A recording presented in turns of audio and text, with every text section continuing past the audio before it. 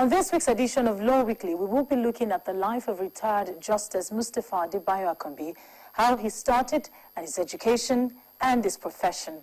Welcome to this week's edition of Law Weekly. I am Victoria Ido. He is described as a man of integrity, a man of his words, a renowned lawyer, and he's fondly called Mr. Anti-Corruption. Retired Justice Mustapha Akande was born on the 11th of September 1932 in Accra, Ghana. His parents were Muslims from Ilorin. He completed his primary and secondary school education in Ghana, and getting back to Nigeria, he obtained a scholarship to study law at the Institute of Administration, now called Ahmadu Bello University, Zaria, followed by legal studies in the United Kingdom.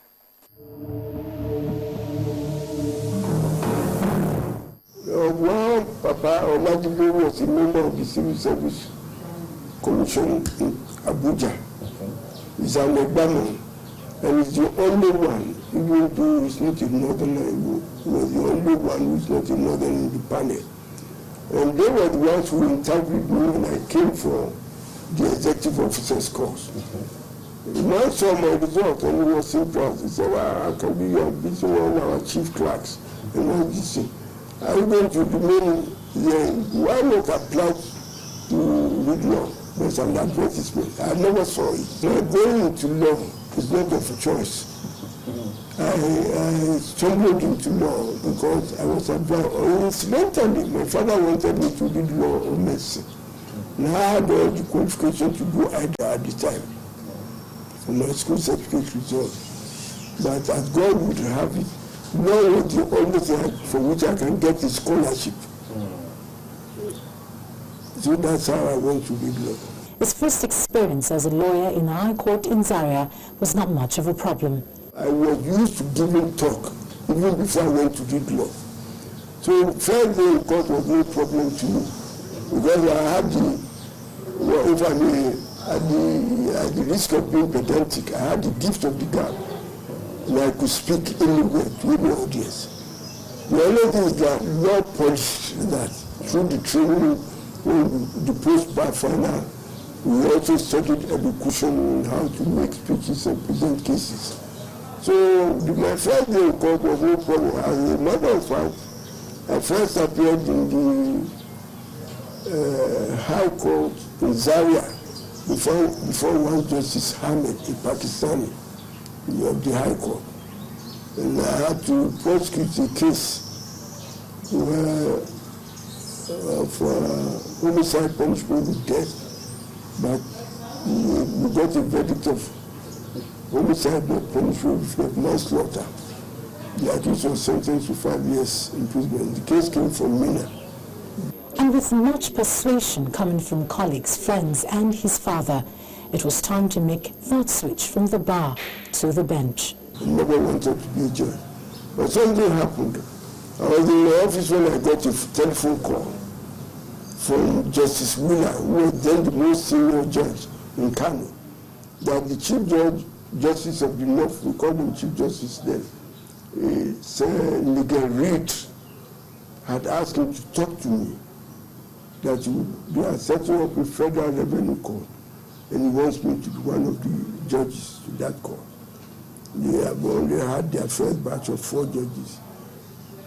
So when he told me, I said, no, sir, I'm so busy in practice, and I've brought up in we are together.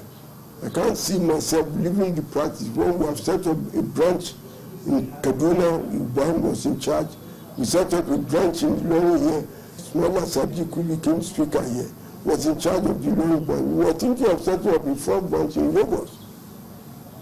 So I gave him the excuse, but then as I said, no, I don't think I want to be. As I was about to leave and I opened the door, he called me back. He said, Mustapha, if I were you, I would accept the appointment. So I went to him. My father was in Kano. He had come to Kano for eye treatment at Sudan Interior Mission. So I went to him and said, this is the offer I've had to become a judge. It's not like now where they go about lobbying. If you are good, you just wait, it will come. When I told my dad said, he asked me, is it High Court or Magistrate Court? I said High Court. And said, what did you say? I said, no, I don't want to be.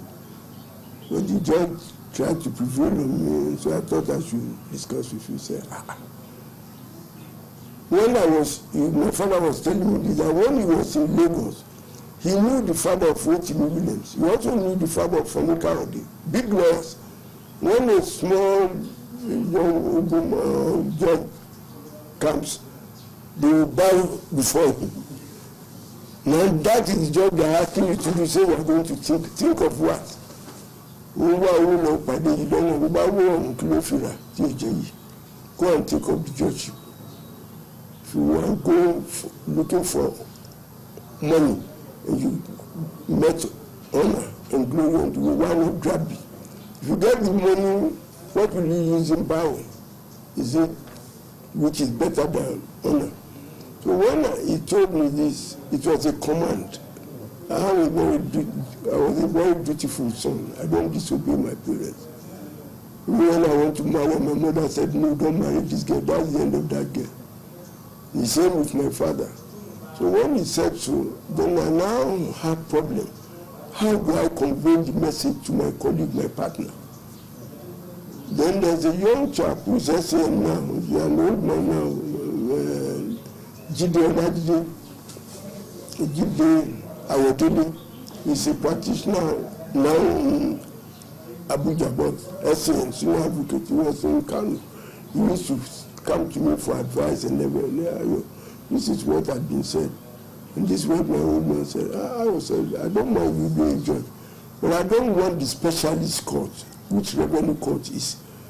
I want the court where, as you have been defending the poor and the needy, the Telakaras in Kano, we can continue to champion their cause in that area. So I said, well, if that is to be done, it should be Kwara State that you give me the appointment. But they won't give me because I did the case against them, an inquiry against them, and I insulted them when it became necessary. So they won't give me, and it's true. Because they put up somebody against me for that evil appointment, I was saying no. It was later I got to know. So I said, I either take it or remain in practice. So that was, because my father had said I should go and take it, and I had to go to the library. I said, Abdul, this is what is happening. And Abdul treats my father as his father. I treat his father. He's an Igala man. I treat his father as my own father. I go to Kaba. He's a great old man. He comes with knowledge. He said, well, since Alhaji has spoken, there's nothing you can do. I will manage. I may do. So that's how I had to go back to Justice Wheeler and told him that I'm ready to accept the appointment. And in all of his years in the profession, some cases bring back memories. There are too many. There are too many. But I know there was a case of Lufthansa, which Agbakuba handled. He did very well. He wrote it, but he lost it in my court. He went to the Supreme Court and lost. I also remember that as a judge, there was a dispute between Obomasho and Oyo on boundary. Because I was the presiding justice that sat over the matter. It was a court comprising of myself, Justice Dosunu, and Uchumu. I wrote the lead judgment. Dosunu wrote a dissenting judgment, which he agreed with me. The matter went to the Supreme Court. Our decision was upheld. In fact, I remember once I was in Obomasho. He was doing something, the other was there, and he told the whole crowd that this is the man who got the land for us. I didn't get it for, I got it for justice. After his retirement as the president of the Nigerian Court of Appeal in 1999, Justice Akande was appointed the chairman of the Independent Corrupt Practices and Other Related Offences, ICPC, to fight against corruption in Nigeria. And that position came with its own challenges. I was appointed by Obasanjo, for which I'm very grateful, because even when I was appointed, the news, the magazine called me, said Mr. Clean has been appointed. There was another paper, Independent, National something. I was well received, and I accepted the job in good faith. And I told, if you are swearing in, that I put my life on the line. I'm prepared to die fighting corruption. Now, and we worked hard, but we had initial difficulty. You know, the corruptees are rich people. They have made corrupt money so they can engage the services of the best lawyers.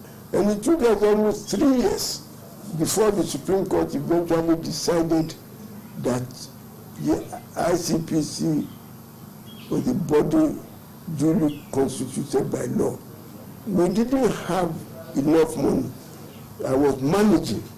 In September 2005, Justice Akande attributed the problem of corruption to the lack of will by past military leaders to fight corruption, inconsistency in government policies, and reluctancy by law enforcement agencies to arrest and persecute sacred cows. 19 years later, he does not believe there is really much of a fight against corruption. I feel sorry because when I left, my successor placed more emphasis on education and enlightenment. When we are arresting people, you know, they have no Nigeria. If they see in those days of our father, he must be put in the dock. That fellow is finished. But in today's Nigeria, he can be energized, he can be given honors, national honors, he can be given it.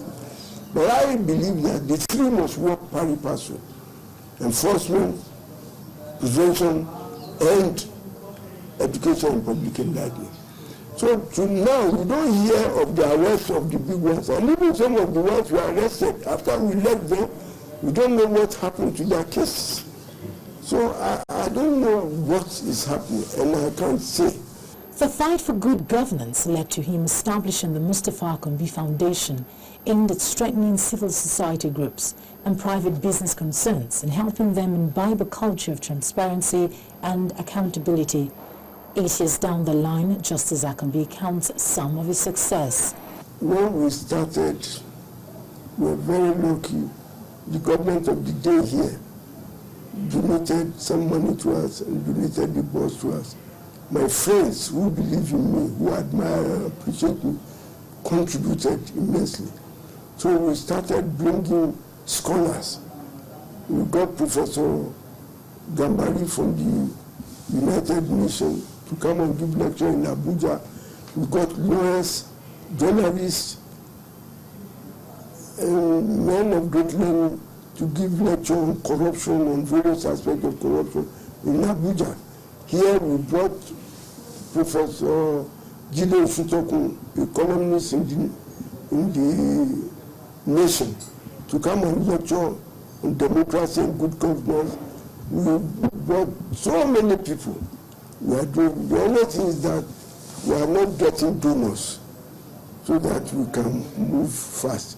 We've done a program on fraud-free election. We have published book on fraud-free election. We brought Tambawan here. We brought the guy here to come and lecture. So those who have ears to hear, let them hear. After living 82 successful years, he decides to spell out his whole life in the pages of a book. He titles this, The Story of My Two Worlds, which was launched in Abuja. It was no use to have the law without the fearless and scrupulous implementation and application of it. I started to shop around for the right person to help me to head the new organization called, for short, ICPC, Independent Commission Against Public Corruption. Out of 10 people I consulted, 7 advised me to go for nobody for the job except retired Justice Mustapha Akande.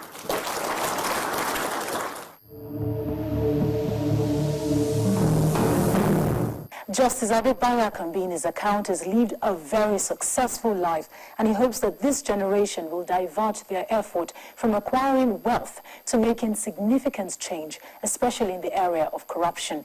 He also called on this present administration to be more proactive in the fight against insurgency.